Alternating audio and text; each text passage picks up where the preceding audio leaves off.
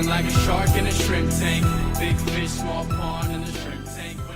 Welcome to the Shrimp Tank Charleston Show. I'm your host, Eric Elkins, but in real life, I'm an entrepreneur and founder of Double E Insurance and Financial Solutions. Double E helps individuals and companies navigate through their financial and insurance portfolios and guide them to execute strategies, but also make important decisions.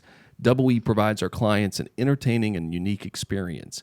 The Shrimp Tank Charleston Show allows us the opportunity to interview and learn from the brightest entrepreneurs and leaders around. We are very selective on who comes on our show. We dive into their stories and discover what drove them to become successful.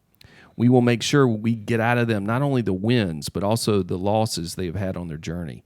We are a nationally syndicated podcast that can be heard and watched on YouTube, Google, Apple, Facebook, LinkedIn, Instagram, Spotify, and iHeartRadio. You can also tune in and subscribe to our shows on our website, shrimptankpodcast.com/Charleston. We are very grateful for our guest today, Marques Ogden, but this show doesn't run without our producer, Kristen Killman, assistant editor, Henry Rickard, and my sidekick, Gustav Just, who also serves as our real-life Chief Investment Officer at Double E Financial. Guys, thank you so much for coming on the show today. I'm very excited to have Marques, Gus, Kristen. Henry's out doing whatever Henry's doing, but Gus, how you doing, brother? I'm good, man. Thanks for having me on again. Appreciate it. I'm excited about this interview for sure. Oh, yeah. I think Marques is going to be great. I know we're going to learn some great things, but I got to tell you, before I even when I came in the office this morning, Gus, I'm getting kind of upset about the way the U.S. economy and things are going. I bought a bottle of water, a smart bottle of water, nothing special. It was $8. Wow. And it wasn't even big. Yeah, I mean, it's crazy right now, and there's a lot of topics that go into, these price increases. But the most hot topic right now is just the running inflation. I mean, we just ran a study, and currently inflation's at 9%. But let me give you a couple. I believe it. Yeah, let me give you these couple other topics, though. Some interesting data I found. So going back to 2015, at that time we had negative inflation. I like negative inflation. yeah. So you go into 2000, right? So we had 3%. And then 1980 inflation was at 13%. So I can understand why you're paying $8 for a bottle of water right now. Yeah, and gas, at least it came down a little bit. But, people are nervous now, I mean, it's a different world we're living in, whether you're retiring or whether you are in your 30s and 40s trying to figure out how you're going to make a living. Things are crazy, man. Yeah, and I wish I had a crystal ball to tell when this is going to stop. You're chief investment officer, man. I know. You should know the answers to this. And figure it out when it's going to stabilize. And, just for an example, I mean, a lot of my clients have the similar concerns. I mean, it's on everybody's mind. For example, we had John come in last week, one of your clients, and sharing the same concerns. And you just got to, just put the plan together, and the money at the mailbox is what we have to figure out. Yeah, well, I know you helped my buddy John realize that he didn't have as much money at the mailbox. I'm looking forward to hearing your story, Marques, from, being a professional athlete, getting paid, and then, wanting to have this career earnings so that you can live off of for the rest of your life. And I'm sure you're going to tell us how that story is not as easy as people think it is. And so, I'm all for, I need more money at the mailbox. Social Security is one thing, but we need more of that. So let me give a little more background on Mr. Marques Ogden, because he's definitely one of the more interesting stories and life stories that we've had on the show before. So as I mentioned at the preview, he was drafted in 2003 as an offensive lineman. You played 5 years in the NFL with a variety of different teams, including the Ravens. With your brother, you got to play with your brother, which is cool. And then you go on after 5 years. You end up starting a company, somewhat of a subcontractor earth moving company that becomes one of the biggest, brightest, best new companies around, minority owned in Maryland, Baltimore, that is. And you build that thing up, and you probably think the world's going to just keep going up, up, up, and then boom, things change. And then let me go back. You went and played football for Howard, and then you have this All-American brother, Jonathan Ogden, who played, 12 seasons in the NFL? Yep.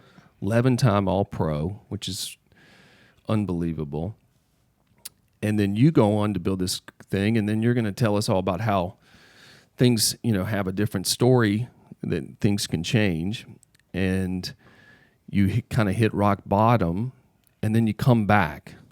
You're like Rocky. You come back, and now you're here today to tell the story. And I'm super excited because, I look at your background on some of the research we did. You wrote a book, which I want to talk to you after, offline about, because we're trying to do the same thing. You have this inspirational speaking gig that you're doing. You're actually in town in Charleston today later today to do a speaking engagement.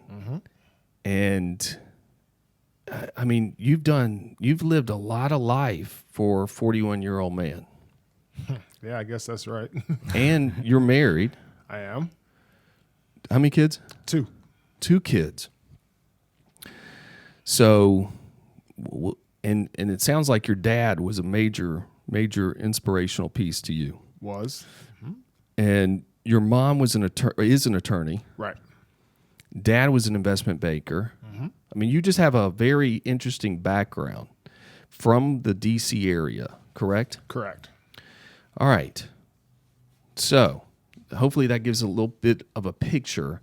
But now, I want to tell me about growing up in the D.C. area. What was life like? Because when I say the words investment banker dad, attorney mom, it doesn't say like you came from the slums of D.C. It sounds like you guys did a fairly decent life, if upper middle class or upper class. You tell me. Great question. So it was upper middle class up until I turned 8, and then our parents divorced. And so when our parents divorced, that's when it got really hard. So we ended up having to, not have our mom in the picture. It was single dad. He was great.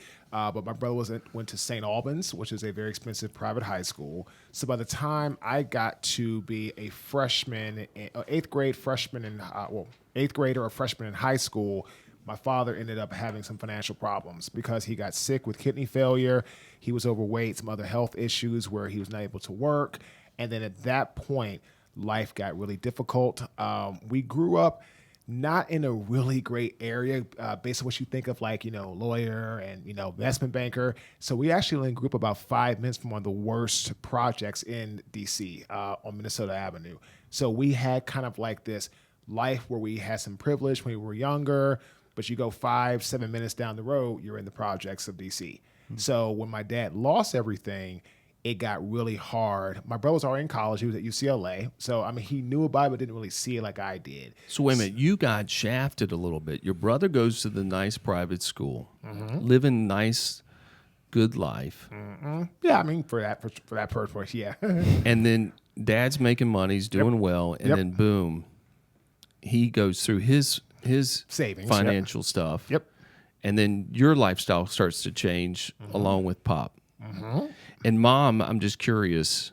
Mom is around. She's around, or she's around, but she wasn't putting anything in financially. So I went to a private high school as well, St. John's. And so when my dad ran out of money, my grandmother and my great aunt ended up paying my tuition to go to St. John's. Got it. And so what was that like? Because your brother is this all-American football player. I'm assuming big height back then too. Oh yeah. He was 6'9" in the 8th grade. 6'9" in 8th grade. And just so everybody knows, Marcus is what, 6'6", 6'7"? 6'6", yep. Tallest guy to ever be on the Shrimp Tank Charleston show. So congratulations. Appreciate it. Until tomorrow, we got Xavier McDaniel, the X-Man, coming in tomorrow. So he's going to get you, but that's okay. So he's this great athlete. Are you also this great athlete?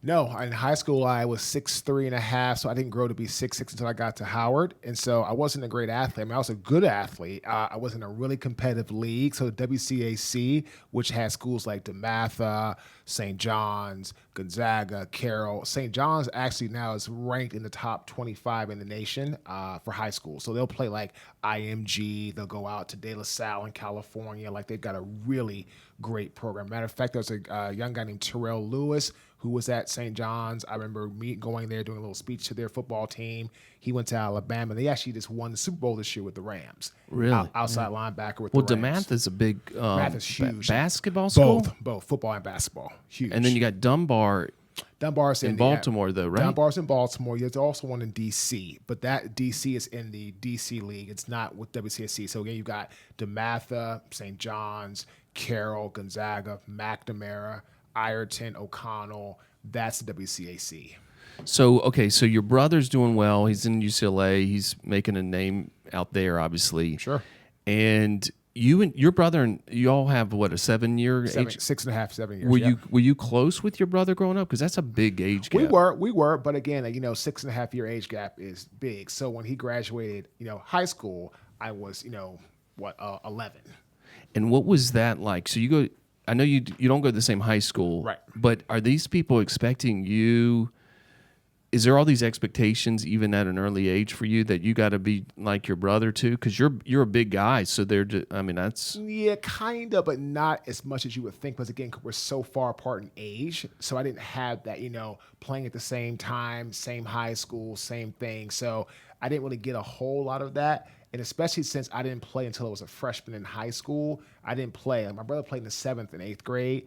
I didn't play because at St. John's, it was just football freshman and up. There was no 7th and 8th grade football at St. John's. Gotcha. And your father played ball too, right? Correct. He played at Howard. He played at Howard's, right? And how big was he? He was 6'4", and he played nose guard at Howard. Okay. Mom tall? 5'11". So she's tall. Yeah, for a woman, yeah, absolutely. God. Yeah. Wish my wife's 5'11", 6 feet. I'm 5. I say I'm 5'10 and a half, but I doubt it. Okay, so I'm curious. So when your dad's going through this financial, do you even know? Does it even really affect you? Because you're still young and.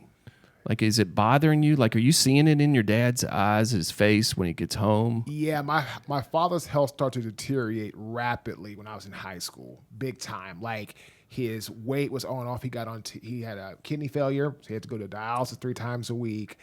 He couldn't hold a job because of health issues. Couldn't really drink water because of going through the whole, kidney failure, the whole dialysis. So he had to kind of not drink. He had to really eat ice, not really a lot of water. So, I could definitely see it. Even as I got older, and then I went to Howard, which was only 10 minutes away from where I grew up. So I got this, all through college, I saw my dad just go down and down, down, down, down as far as his health, appearance, the way he dressed, how he took care of himself. It was a rapid decline between high school and when I went off to the NFL. And so when you are in high school, are you pretty much focused on football, or are you... No, not really. I played because I want to be around my friends and I enjoyed it. But again, 6'3.5", I was probably 3'10" when I left high school. But again, when you're playing against guys in the WCAC, that's going to be, I won't say it's the normal size, but there's a lot of size in that league. So I wasn't like this humongous standout player. I only got one scholarship offer to play football in college, which was Howard. Really? And so, but your work ethic, like, are you looking at your dad? Because I'm looking, one, you have to have something special to make it to the NFL. Right. Okay. You have 2 children that make it into the NFL, which is unbelievable, let alone one. Mm-hmm. So, but is it just where, are you partying in high school, or are you just pretty much just hanging out and doing your thing? I'm just curious. No, good question. I was just kind of hanging out doing my thing. I was close to my football buddies. I still talk to a lot of those guys to this day from high school, but I wasn't a big partier. I didn't have my license until I got to college. I didn't have a car in high school. My high school was probably about 25 to 30 minutes away from where I lived. So my dad took me until I was a senior, and then one of my best friends had a car. And we would ride. He would pick me up from home and go to school, and we'd go football practice, and he'd take me home and all that. And so basically when I got to college, I could get home easier to see my dad. I can take a bus, which took me like 10 minutes to get on the bus versus like trying to find a ride or a car because I didn't have that until I was a redshirt sophomore at Howard. I didn't get a car till then. So, okay, so you go to Howard. Yep. And you play football there. Yep. And what happens? Like, is that where you start honing in on the skills of because obviously you're good enough to make it into you get to get drafted. Right. So I started really honing in on my skills right going into my last year. I started as a redshirt freshman. So I was a 4-year starter, offensive line. And right after my junior year, I started seeing my name in different draft books and, these different magazines and, Marques Ogden, Howard University, rising senior, 6'6", 325, good agility, good footwork, great work ethic, needs to work on his knee bend and work on his lower body, push, or I saw all kind of stuff, good, bad, and indifferent. So once I saw that in some draft books, I said, hey, Jonathan, what do you think? Do you think I have enough to make it? He said, yeah, man, you've got the talent, but you got to work hard this last year, and you got to give everything you've got.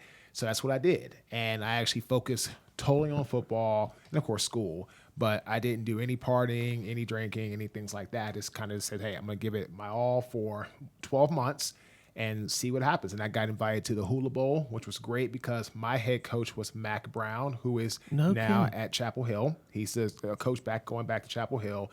And the other coach was Larry Coker from Miami. Yeah. But I played with guys like, you'll know this name very well. Cliff Kingsbury was my quarterback. Yeah. Yeah, he was my quarterback on the team. And we were playing. He was the starting quarterback. I was the starting right tackle. So we had a lot of guys that got drafted from that game that played in the NFL. Jordan Black, who played for the Chiefs, Cliff Kingsbury, Alonzo Jackson, my good friend Brett Romberg. So I met all those guys at the Hula Bowl.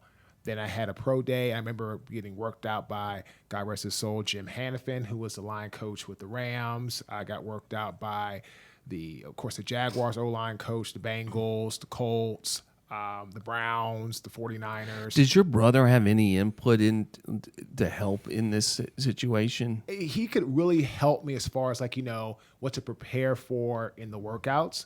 But other than that, no, because he doesn't know those coaches, what they like, what they don't like. They all loved him, but he doesn't know what each coach is like, what's their philosophy. They like run blocking more, they like this style more, they like pass blocking more, they like this style more. So he couldn't give me any information about that. But the cone drills, the shuttles, how to run those things properly and do all that, he could help me there. All right, so are you getting so now you're getting up to be drafted. Yep. And is it a position where you're going, hey, I'm going to play in the NFL just like my brother, and I'm going to – is that the mentality then? Or are you going, was it even something you were really that dying and passionate for? Oh, yeah. Well, going into that last year, I wanted to do it because, if I'm going to give my all in that regard, I've got to get that going. And once you really have that whole focal point, that's what has to happen. So I literally – push myself and I said, I'm going to go ahead for these next 12 months and I'm going to give it my all. So it did become my passion, my drive going into my last year at Howard. And so you get drafted in the 6th round by the Jacksonville Jaguars. Mm-hmm. And now that you've been drafted, are you now going, I'm going to prove to these guys I'll be starting, you're not going to be talking about Jonathan Ogden anymore. You're going to be talking about, I'm just curious. Yeah, of course. When you get there, you want to have that type of proof, you want to have that type of process, and you want to say, hey, literally, I am going to show them that they made the right selection. That's any draft pick. You want to say, hey, this team did the right thing by making me one of their 5 or 6 or 7 selections, how many of they have, because you don't want anybody to think that a team wasted a draft pick. So you always have that positioning or that mental mindset that I'm going to go out, I'm going to do my best, I'm going to make sure these people feel they got a great investment with this draft pick, which is me. Guys, you're listening to the Shrimp Tank Charleston. We're sitting here talking to Marques Ogden, and we got to take a quick break, but I can't wait to get back because I got so much more to go over with you. I can't wait to get into your financial situation, building this company. where you are today. I can't wait to do all this stuff, but we got to take a break. We'll be right back with Marques Ogden. Attention. Do you own a whole life or universal life insurance policy? Were you told to expect a big tax-free nest egg at retirement, or that dividends will pay for the policy instead of you? Agents frequently sell products like this that are profitable for them, but not for you. Let Double E audit your policy at no cost. Call now to find out how Double E Insurance and Financial Solutions can help you. 843-936-6352. DoubleELLC.com. Securities offered through Fortune Financial Services, Inc., member FINRA SIPC. Elkins Financial Double E LLC and Fortune Financial Services, Inc. are separate entities.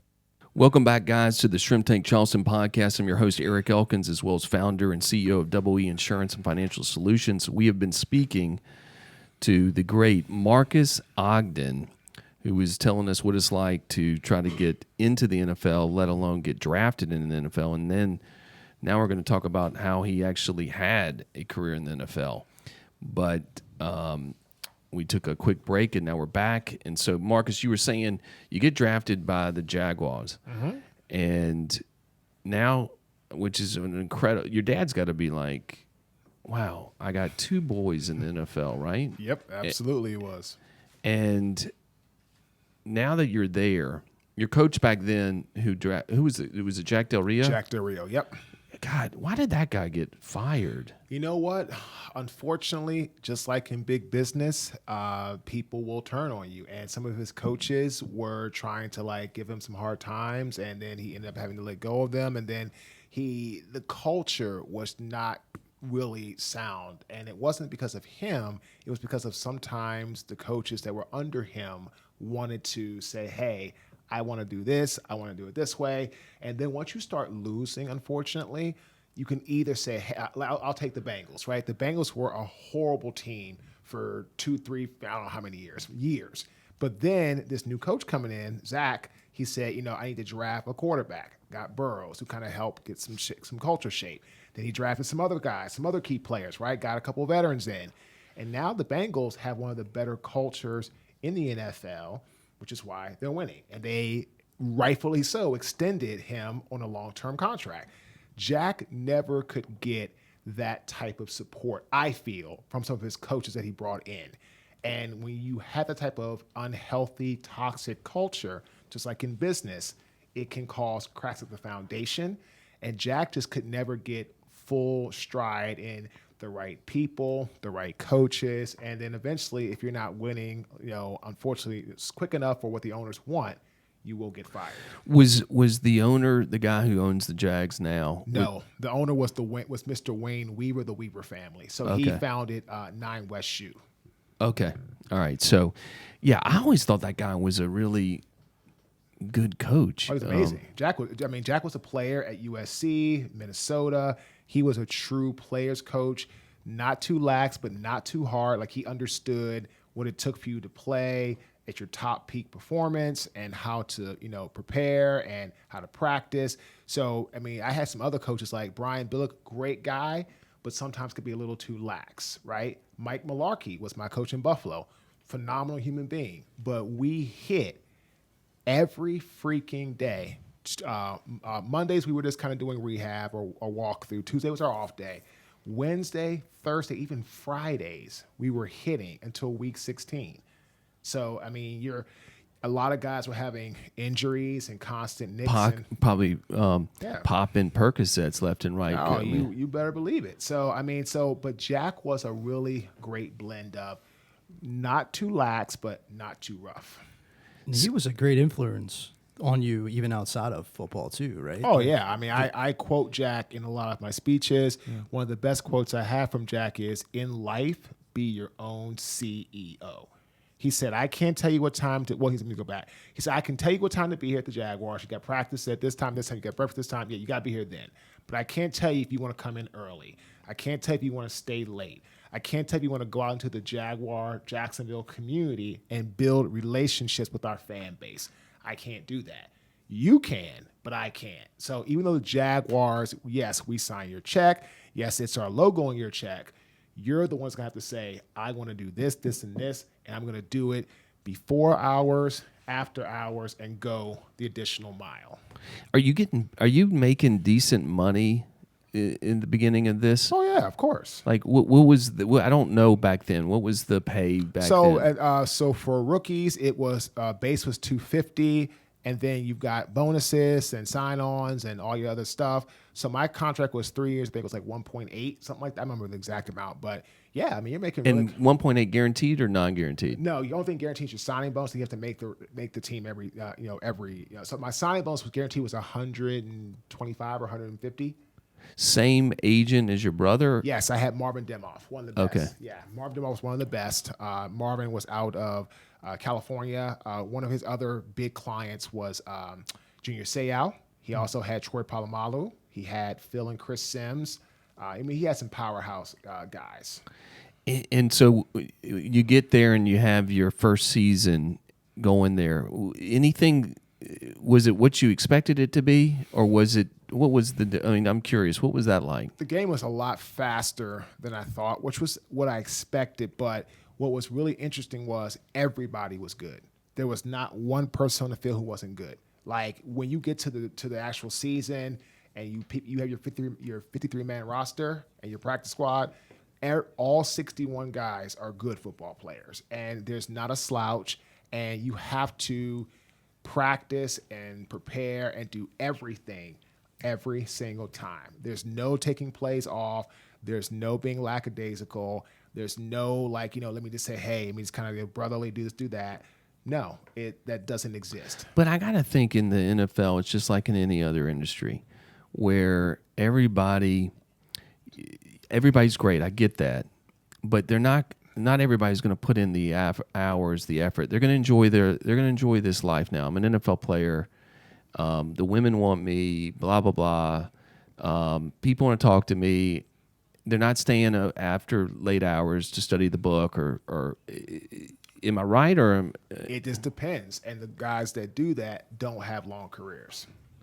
And who were you, when you first were on the Jags, who were you most impressed with? I'm just curious. Like, who was you like, God, man, this guy's ethic?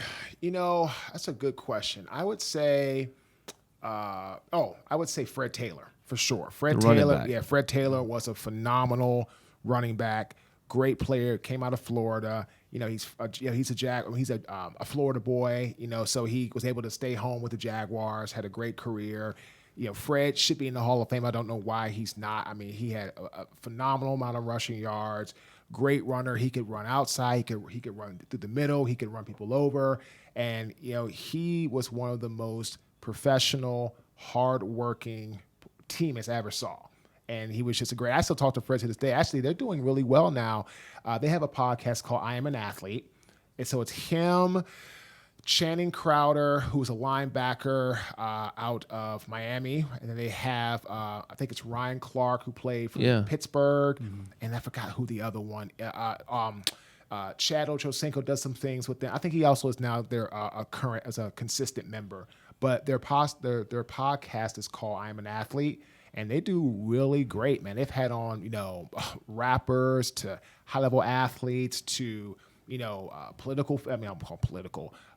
People like, activists. I mean, they've done a really nice job with that podcast. All right. So, I mean, I could sit here for hours and hours and hours and sit here and talk to you, but I can't. So I want to. So you have this career. What? And it goes for 5 years. Mm-hmm. What happens to where this just ends? I had some back injuries. My father passed away, and then I got really small for O-line. I got down to about 280, and I went to the Titans to try out, and I made the team, and then I'm in practice doing well and in training camp having a good preseason. Then I hurt my back. And I said, man, this doesn't feel right. And then I remember going to my old line coach, who actually became the head coach, and now I don't know where he's at. I think he was last in Pittsburgh. Was Mike Munchak was my old line coach. Yeah. And I remember telling Mike, I've got some things going on. I said, Marques, look, if this is how it is, we're either going to cut you, and you can just be done, and that's that, or you can take a settlement, and which means the last team you were on, we're going to release you. And your last team you were on, you'll get a payout from them, and then it'll go towards you being vested. It'll go towards your later on, like your 401k, all that kind of stuff. Is it 5 years that you have to make it? 3. 3 years. 3 years, 3 games. And that's like the pension. Pension, 401k, Pete Bell Roselle, Pete Roselle, Bell, fund, all that kind of stuff. Happens to have 3 years, 3 games. And is the amount of your pension based on how many years you're in? Yep.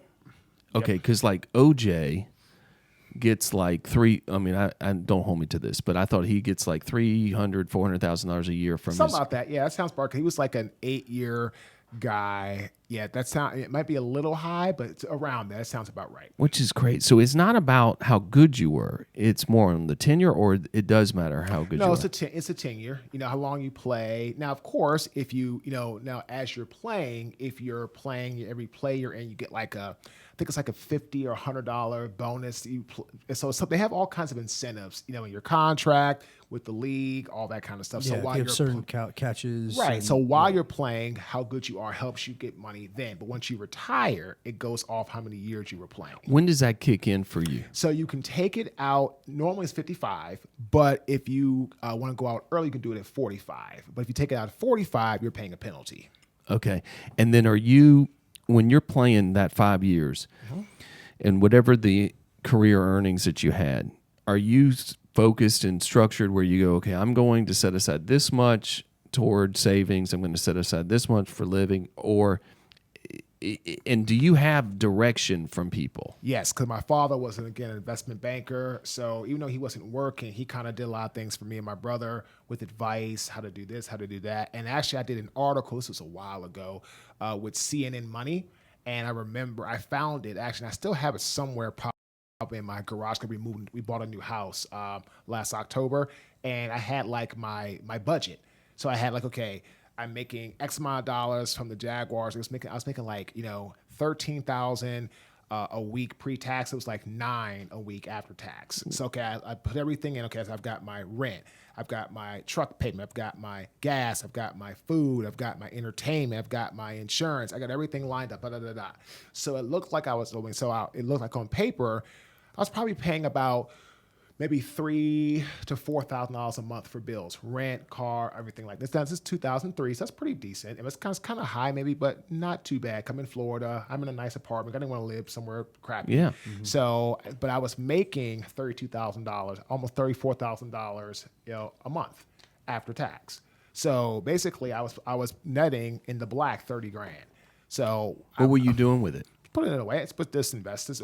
Put to the side stocks. But if whatever. you didn't have your dad, and I'm sorry, I'm interrupting you, and I'm going to get in trouble when this goes to the YouTube channel because I'm going to get comments that I'm interrupting you when I shouldn't be.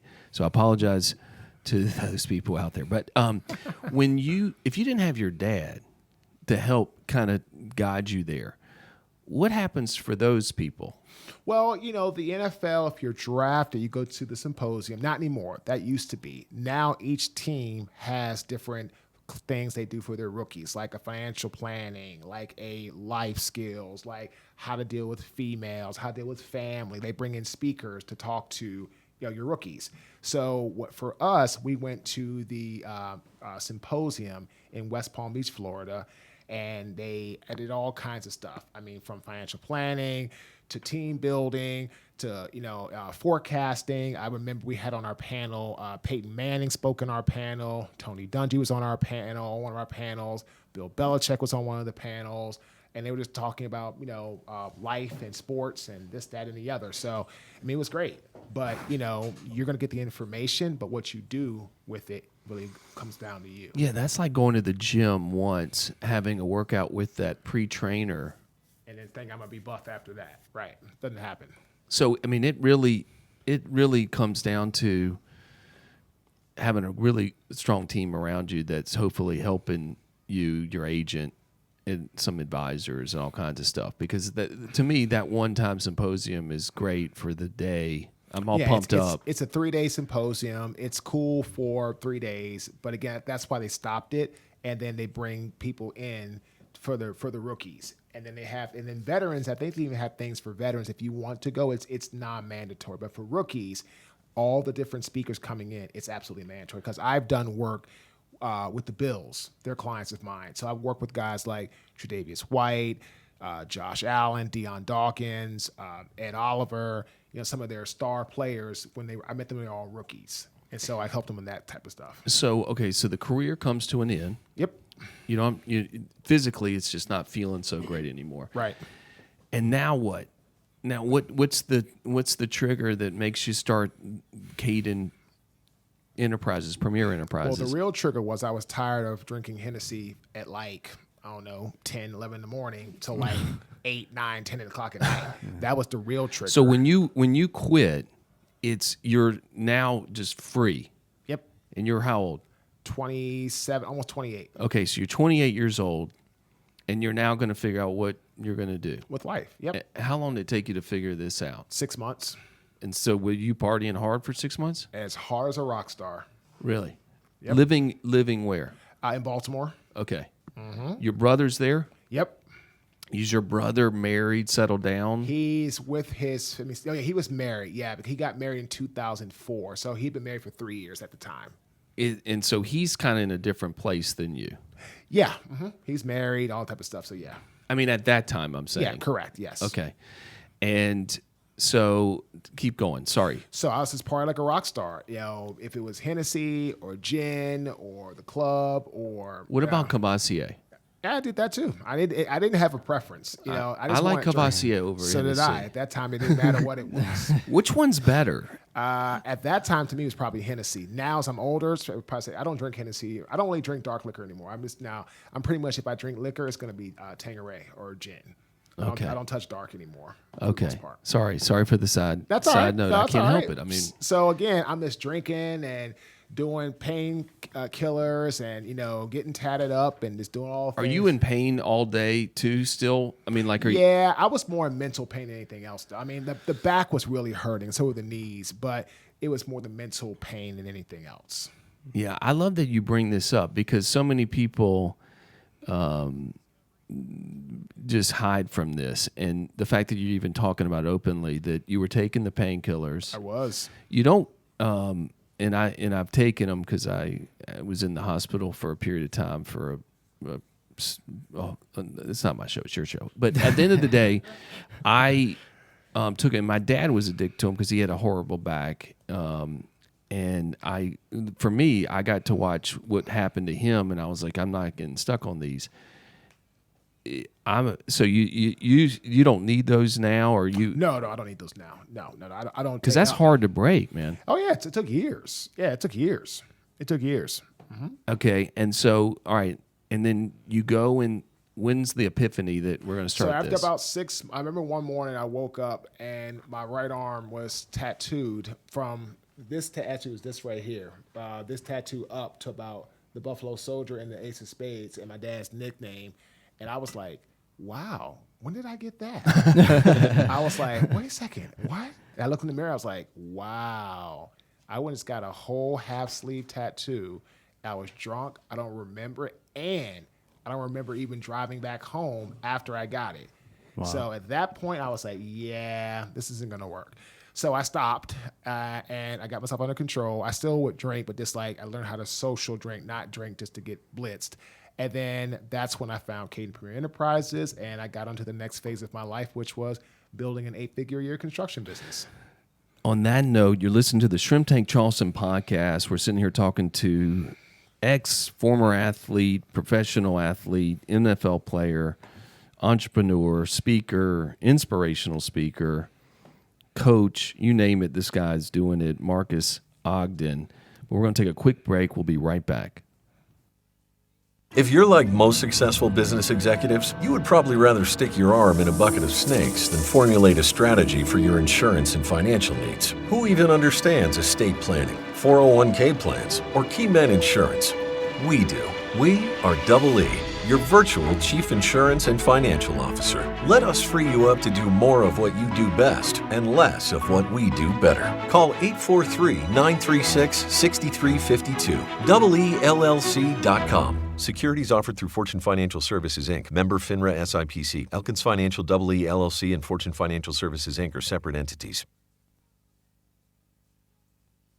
Guys, welcome back, and thank you for tuning in to the Shrimp Tank Charleston show. I'm your host, Eric Elkins, and again, we have Marques Ogden, former NFL player, entrepreneur, inspirational speaker. You can have him come and speak to your company, to your organization, your trade or organization, like he is in town right now in Charleston, South Carolina. Going to speak later to hundreds of people later tonight, and we're so fortunate to have him stop here on the way. And so maybe when you get done, I'll meet you for a drink. You're going to be speaking in Wild Dunes, Isle of Palms area, and I live in Sullivan's Island. So Nice. maybe I'll have you come over, but you'll probably be stuck talking to these guys for a long time. Well, you're a vodka drinker, so you have to break out the gin for that. I think my bar has. Yeah, enough that's for him. true. I have That's I have true. Tanqueray for this gentleman. So you start the company. Yep. And I want to know how you just picked that, but I can't even go there because we don't have enough time for that. I picked the company because I wanted to make money, and there was a huge need for concrete, demolition, earthwork, and I jumped in. And you know nothing about this. Zero. Okay, so you jump in. Yep. What do? You build a business plan? Yep, I got a business partner who was 41 years my elder, who I thought knew all about commercial construction. In reality, God rest his soul, he knew about residential construction, and I was too naive and too stupid to know the difference. And we got into business, and we got going, and we had massive success. After one of my mentors went out of business in the dirt work area, we jumped in, boom, and we just went from like $1 million to 4 to 8 to got to 15, and this rolled. Is that guy who is no longer living? Was he a football fan, and that's how you got to know him, or was he somewhat? I'm just curious, like how you guys always get. Met him through another guy who brought us all together, and we found out that we did a background check on all three of us, and that guy had like 5 or 6 pages of fraud, embezzlement. So we kicked him to the curb, and then me and that guy partnered together. Okay, and so you start this company, and day one, how many employees?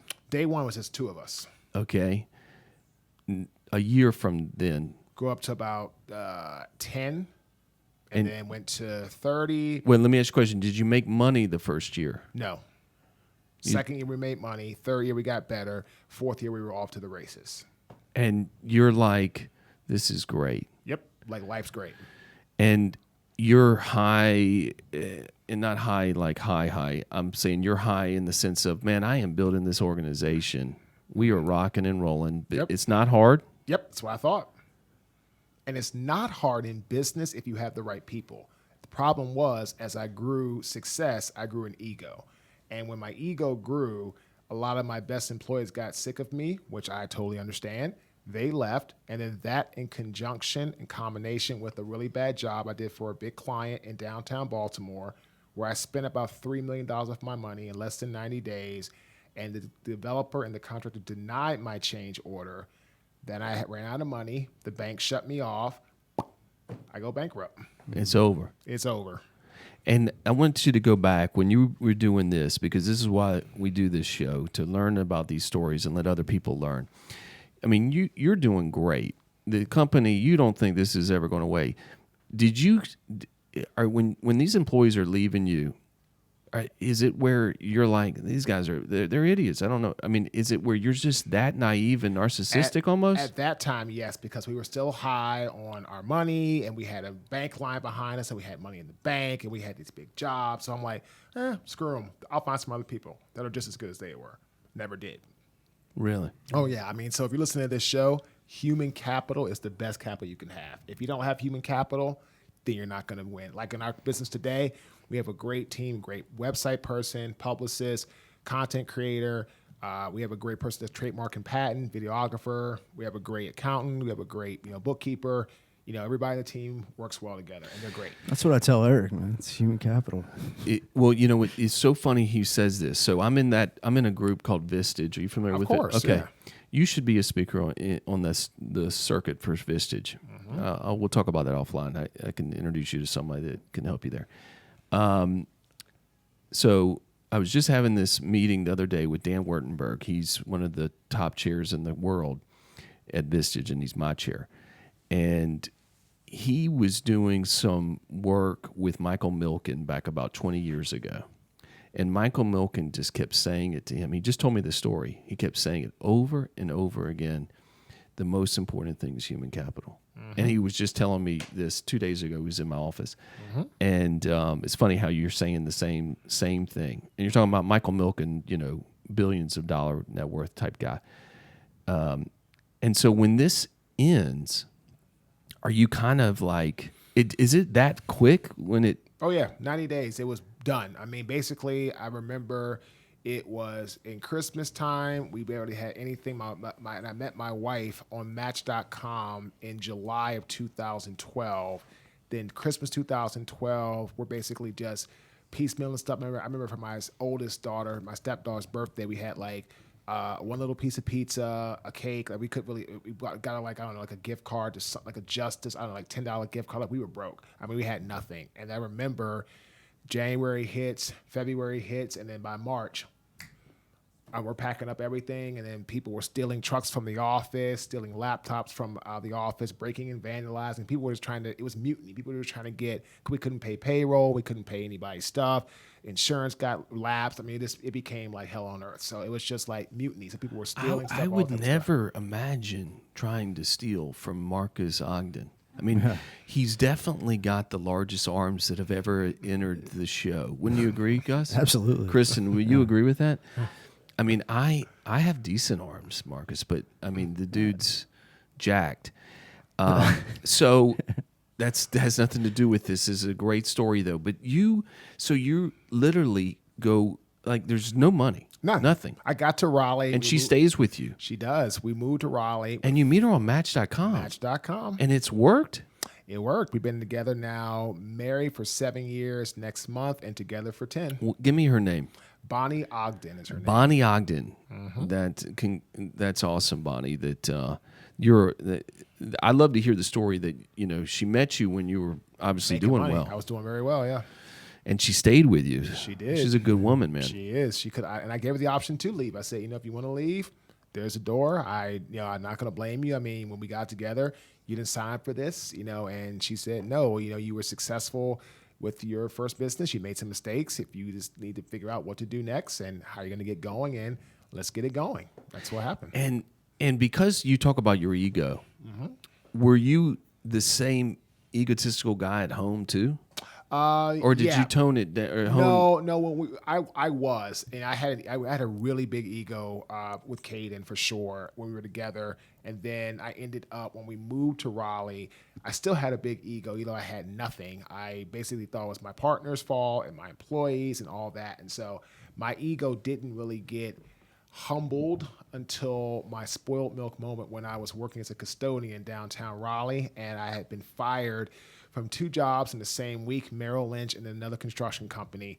And then I had to. Why did you get fired? Merrill Lynch, I just wasn't passing the practice exams, all my fault. And then with the construction company, I worked in their sales store, and then 5 days later, they shut the sales store down and they fired me. So that was just like bad luck. And then I ended up. And your dad passes away during this whole thing. He passed away in 2006. So I would already. So that was like 6-7 years before. Okay. Yeah. Okay. So that was. But again, everything kind of compiled. And then when I got here, I ended up doing some football training and coaching. Raleigh, not here, Raleigh, and things were going okay. But then when the season started to slow down because, kids weren't, they were doing football, they weren't doing trainings, I needed another job to pay the bills, and that's why I took a job as a custodian for $8.25 an hour. $8.25 an hour. NFL player is, and brother of a Hall of Fame player. And boom, this is what it's led to. Now we're how old? I was at the time 32. Okay, 32. What's going on with your relationship with your brother at this time? My brother was just in Vegas. He's retired. He had just. Well, no. Does he know? Does he know that you're in this? He knows. I mean, he doesn't know to the extent, but he knows I'm in really bad shape. Yes. And is he trying to offer help, or are you too ego to go? It wasn't his problem. So. Never was it an option to go to him, because if I go to him and he bails me out, then I don't learn anything. I just learned about. You always knew that? Yes, always. Did he ever say anything like, you need me to help you? No. And is that because of the way you two were brought up? Because when I heard your story and read your story, we both said he had to go to his brother to talk to him. I mean, that's what the general. Yeah, people but then think- I'm thinking I wouldn't go to my sister. No, because we were raised like we weren't raised to go to people to solve our problems. That's not how we were raised. When my Very dad- proud of you, man. When my Yeah, dad- that's when my- great. when my dad lost everything, and he didn't go to anybody to ask for help. That's not what it was like. So so when you do have conversations with your brother and you're in this down time of your life, what is that like? Because your brother's obviously, he's financially fine. He's happy living in Vegas. Yeah, but again, he has his own problems too. So he's financially fine, but other things, stresses of life, he's going under. So like it does just because you have money doesn't mean you don't have problems. Well said. And so then how long does that go on where it's the pity party? Oh, it goes on for 6 months from April 2013 to September 2013. It was a pity party. When I had my spoiled milk moment, rock bottom moment of clarity where somebody's trash, rotten meat, nasty protruding garbage covered my body, my skin, and my clothes, that's when I stopped the pity party. I went home and I wrote down my 3 biggest strengths. And then I said, I'm a good storyteller. I'm a good communicator. I want to help people. Let's start speaking. And I was listening to podcasts at that time, and the guy's name was like, what is his name? Like, is it Tony Robbins or Tony Bobbs? No. That's right. His name is Anthony Robbins. So he's a speaker. Why can't I? So I started speaking. 2.5 years, not one paid job. 2.5 years. Not And one. how did you even get the speaking gigs? Just networking, talking to people in my network, telling them what I wanted to do. And I got free work, but nothing paid. Finally got my first paid job in April 2016 with Miller Mock College in Wilmington, North Carolina. And then I learned the business. I got coached. I got mentored. I got 2 better. years though. 2.5 years, I didn't get a paid job. 2.5 years. And what's your attitude? See, I would be I know how I am. I've been married for almost 20 years. The greatest, sounds like Bonnie, great woman. But I bring it home, and I can be complete asshole. And then she bosses me around. She takes over. And then I realize I don't have a lot of power. But at the end of the day, are you taking it out on her, or is she? No, because it's just the same. You're frustrated, you're depressed, you're upset, but it wasn't her fault. But of course, it caused tension in the marriage. And let me see, we got married in 2015, so it was tension in our relationship, marriage, when you don't make money or you don't have finances or you don't own anything. We're renting and we're trying to just basically stay afloat and all this stuff. Yeah, it causes problems. Of course it does, because if you don't have money to take care of stuff, then your life is a lot different. And so, all right, so 2 years, which is, I love that you stayed with this. And how much did you make when you got your first speaking gig? $1,500, which you had to be like, that felt like 100,000. I thought it was the best thing ever. Yeah, that's awesome. And then was it like, then the rain started and it just... No, because I had to get coached to get better and had to learn my craft. I had to learn one of the laws of value, which states that your true worth is determined by how much more you give in value than you take in payment. And I got better and I got coached and I started doing more jobs, started getting paid. So we've been doing now, getting paid works. It's actually 6 years this month. We're in April still. So 6 years this month. We've worked for 37 Fortune 500 brands in the last 6 years. Wow.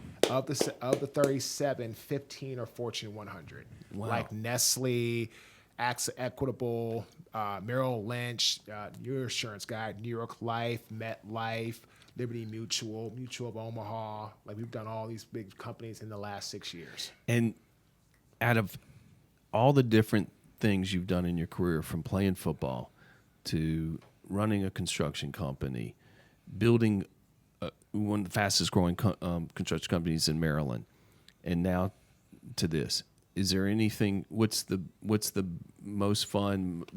This for sure. You love it. Oh, I love it. Yeah, this is what it is. Like coaching people, consulting, speaking. We're having a podcast. That's it. It's this right here. Yeah, tell everybody. I want to plug a couple things because your story is so good and so I want to make sure that people know how to hear more about you. Tell them about your podcast, because I know you have a podcast. Yep, it's called the Lev, L-E-V, and Marques Show. And it is on all platforms, Apple, Spotify, Google, iHeart, all that good stuff. Me and my co-host, Leverett Ball, it's a sports business podcast. We've had people on like Joe Namath, to Michael Strahan, to Willie Parker Jr. We're talking to Matthew McConaughey, trying to line him up to come on the show. Gus Farrat. I mean, we've had just Jeff Garcia. We've had great guests on, and then we've had business people, entrepreneurs, executives. I know that you guys, one of the reasons why you came was to try to see if you could get me on. We'll talk after. I'm not sure. The schedule's hard, but we'll talk about it. Marques, I don't want to go there on the show right now. I understand. So you got that Lev and Marques, and you can hear that. You can listen and tune into his podcast. He also has written multiple books, best-selling books. So if you want to hear his story, I want you to share that with everybody too. Yeah, they can go to Amazon or our website, which is www.marques, M-A-R-Q-U-E-S, Ogden, O-G-D-E-N.com. And it's The Success Cycle. It was published January 28th of 2020. It is a business-based book. It actually was in and still is in every Barnes & Noble bookstore across the country. And as a matter of fact, I saw it was actually right next to Dave Ramsey's Money Book, which I thought was really awesome. And it talks about my story. It talks about three major components: ambition, drive, and hard work. Ambition is create your blueprint for your life. Drive, be inspired over motivated to do your best. And hard work, focus on yourself, not the competition. And that's really what it's about. You know, I love when you said when you came home after that spoiled milk moment, and you came home and you took out the pen and paper and you wrote down the three best things that you're at. You know, I always tell people, I tell this to anyone, and I practice it myself. If you don't write this stuff down and you don't look at it, then you are hurting yourself in terms of trying to get to these ultimate goals and achievements that you're trying to go to and strive for. And it's not even hard. And it's so much fun to just say, you know what, I am pretty damn good. I can do this. And you know, obviously you pointed that out when you had that moment and you did that. And so not only I know you do the inspirational speaking, but you also are consultant for helping businesses coach. Tell me, what does that look like? What do you give me an example of one of the situations you're doing that for? So like one of my clients is a company called Weaver Popcorn. We're going to work with them they agreed to terms today. So it's going to be, I'm working with two groups. Each group will be 1.5 hours per month. So it'll be 2 calls for the group. And we're going to work on things like accountability, emotional intellect, adaptability, how to connect with frontline workers, all that kind of good stuff. I've done consulting for a company called Red Gold. They're the second largest supplier of ketchup in the world out of Indiana, Ellenwood, Indiana. So I've done work with them. And again, consulting is great because we work with people, and it's kind of more like a forum where we have we'll create a PowerPoint, we'll go through stuff, but it's more of a discussion where we talk about things. Because again, I want the consulting to be very, interactive, where we're working on stuff and having discussions around certain topics and things that the teams can actually, implement into their everyday lives. And then the coaching is like one-on-one, where it's more structured, where I'm kind of talking more. It's an agenda. It's a format of how we're going to go through stuff and a process, and the clients can expect either in 4 months, 8 or 16 months to get from where they are to where they want to be. So when you get into that piece, to me, this is so ideal because you've lived this. Right. So many people, and it's almost annoying to me. So many people are telling me they're business coaches, and we have some car alarm going off in the back of you hear that? That's driving me crazy. I'm like, but you've never even run a business. And you're going to tell me? It's like the person who says, oh, yeah, I know what it's like to have cancer. It's got to be terrible. No, you wouldn't. If you've never had it, you don't know it. If you've never had a baby, you can't relate to that. True that. If you've never gone to the combines and run and done everything you can to get drafted by the NFL, you can't relate to this. Right. You have the experience being so successful to watching a company deteriorate and go away, and then to have to get back off the mat and do it. To me, you were the ideal, perfect model to be a coach. To me, so, and I'm not just saying that. I'm Well, it's kind of like, I tell my clients, you're paying me so you don't end up like me.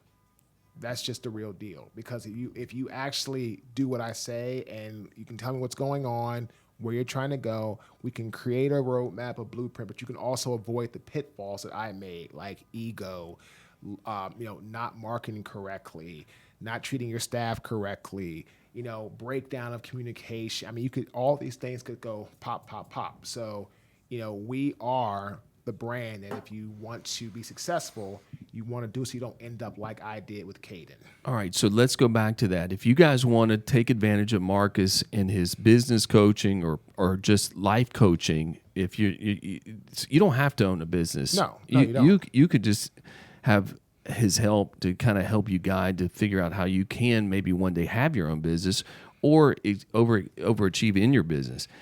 Again, they're going to go to your website. Correct. www.marques, MARQUES, Ogden, OGDEN.com, or you can email me at marques@marquesogden.com.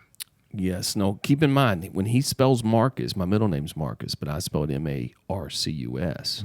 Very typical. Again, he's MARQUES. So people probably want to call you Marquise, I'm guessing. And don't do that, guys. This is Marques. He's unique. He's different. Everybody, that's one of the things you got to do when you're successful. All right, so I want to kind of come to a conclusion here, but I know we have subscribers to our show. They love our show. They're going to love this episode. There's no doubt in my mind. And we give them the opportunity to get a feel of who the guest is and then, give us some questions that they want to know. So I'm going to let you, Gus, tell them. Oh, thanks, Eric. Why don't you tell us what the questions that we got? I don't know. Kristen picked them from the different. I mean, it was bags and bags of mail. I know we got a lot from Pittsburgh that I guess we had to pull out. They weren't appropriate, but due to the Ravens and Steelers rivalry. But That's awesome. yeah, I'm from Pittsburgh, big Steelers fan. But I understand. Nobody's perfect. right. My wife's from Pittsburgh too. Yeah, we got one, Frank from Columbus, Ohio. What would be your recommendation on how to build a network when opening a business? I would tell people to go to your existing network and let them know what you're doing, and then ask them, do you know 3 to 5 business contacts I could connect with to let them know about what I'm doing? And then keep doing that over and over again, and it multiplies to tens and 20s and hundreds of people that know what you're doing. But always start with your internal network, because they're going to be more likely to help you than anybody else. Start with 5, you're saying. Correct. And then go to multiples of 3 to 5, and then ask that next person 3 to 5, and it just starts to grow exponentially. And do you get that person in your network to call them for you? Or you can have them do an email introduction, a group text, anything very simplistic, and then you run with it from there. Okay. Thank you, Frank, from Columbus, Ohio. Yeah. Stacy from Roslyn. Is it Roslyn, New York? Yeah. Am I pronouncing it? Yeah. That's right. If you started your construction company today, what would be the most important trait or strategy you would focus on today? I would focus on making sure that there is a healthy culture and that my people could feel free to say what they needed to say without fear of being judged. That was the worst thing I did with the company. We had success, and I started to say it was my way or the highway. And instead of just saying, hey, my trusted people, my estimator, my project manager, my superintendents, my foremen, and instead of them running the company and me kind of overseeing and supporting them, I want to run everything. And because of that negative thought process, I lost everything. And would you have thought in that question, good question, Rosalind, I would think you would have even had that mentality, because I'm guessing when you were playing football, whether it was high school, college, especially college and professionally, your head coach Willie probably wasn't like you let the offensive line guy run the offensive line. correct? But you forget that, I guess, when you. Yeah, when you're making money and you're thinking as you would know everything, then all that goes out the window. Got it. All right, one more question. Then I got a couple questions for the gentleman. Okay. Doug from High Point, North Carolina. Who was a better athlete all around, you or Jonathan? I'm a better athlete all around. All right. I'm better at basketball. I'm better. What would he say if he was sitting here? He would say, honestly, he's better at football and golf, but like basketball, baseball, softball, anything like that, pool, I'm a better athlete than he is. So he's got basketball, but he plays a lot of golf. So, I hope you'd be good if you're playing 5-6 times a week. But he probably kills the ball. He does. I saw that, and I was very impressed by this. I saw that he made a 35 on his Wonderlic test. Because I think 20 is average. 22 is average, yep. So 35, to me, that sounds like you are like made a 1,600 on your SAT. Something like that. And if you're going to kind of correlate it, that sounds about right. Okay. Sorry. Yeah. All right. So I have two questions because we're in the process of writing a book. So a couple questions I wanted to ask you, and if you want to pass on them, so be it, pass on them. But if you want to give me an answer, I'd love it. What is your biggest secret for hiring good people? You need to trust. You need to talk to your trusted network and ask them who is going to help you the best. Like for me, I found our publisher, Post Hill Press, to one of my network, one of my mentors. She got me in touch with them. So just using your trusted network and asking them who should be your ghostwriter, who should be your publisher, all that kind of stuff. All right. Yeah. And how would you today, if you were starting a new company, how would you source people if you were hiring today? Honestly, I would want to find two people. One is like a visionary CEO type, and one is a operational COO type. And then from there, let them do the 4 parts. Well, 3 parts of 4. There's 4 main parts of a successful business. There's marketing, there's sales, there's operations, there's finance. Okay, I would let my CEO run the marketing aspect and the sales aspect. I let the COO run the operations aspect. I would do the finances because I'm the business owner, and I would back them up in the other 3 areas. So you need to find a CEO type, a COO type, and then let them do the 3 main parts of the business. And the 4th part, if you're the owner, you control the finances. All right. And then personally, last question. You're starting this new company, okay? You got to hire a CEO, CFO, a COO, and your vice president of sales.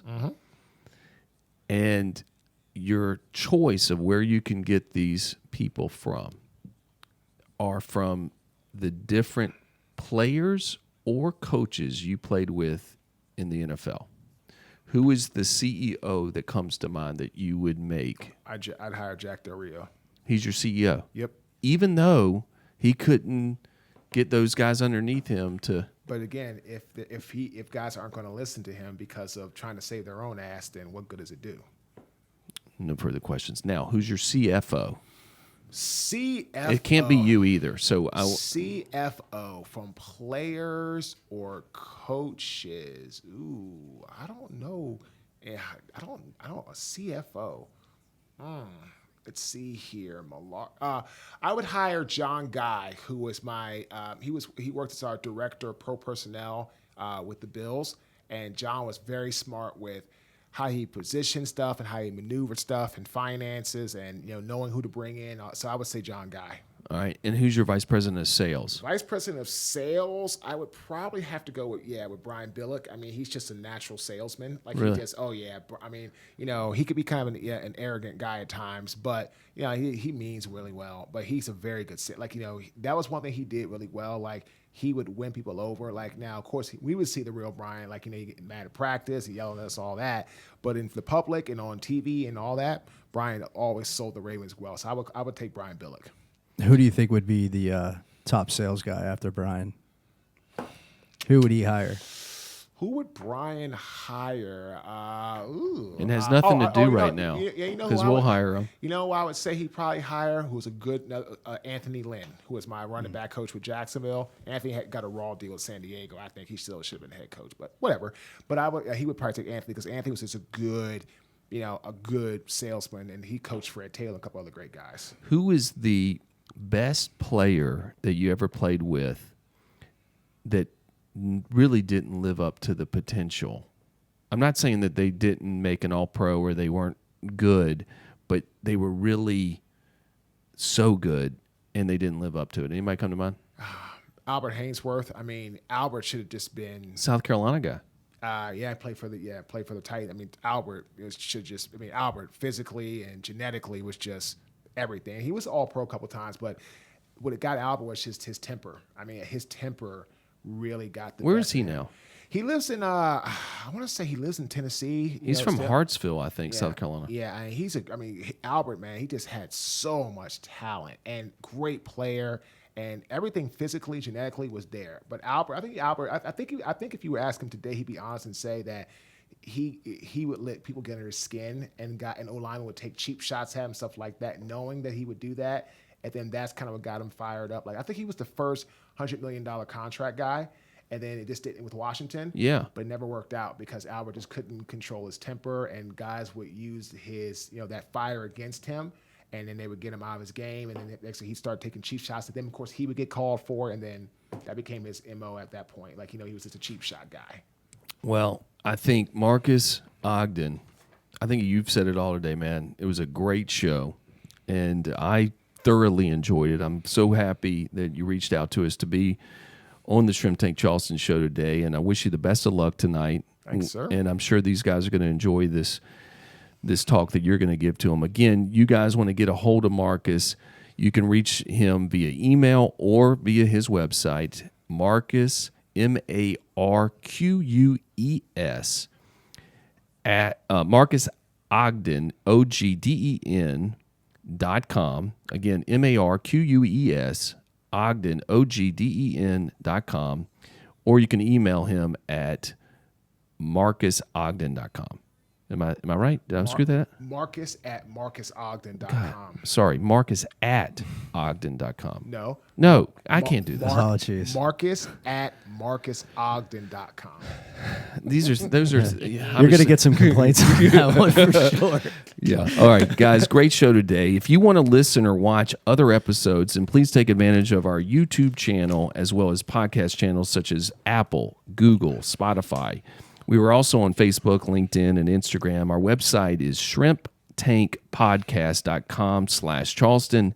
You can become a subscriber, you can become a fan, or maybe even a guest. If your company is interested in learning more about being a sponsor on the Shrimp Tank Charleston, please contact our producer, Kristen Kilman, at KK@ELLC.com.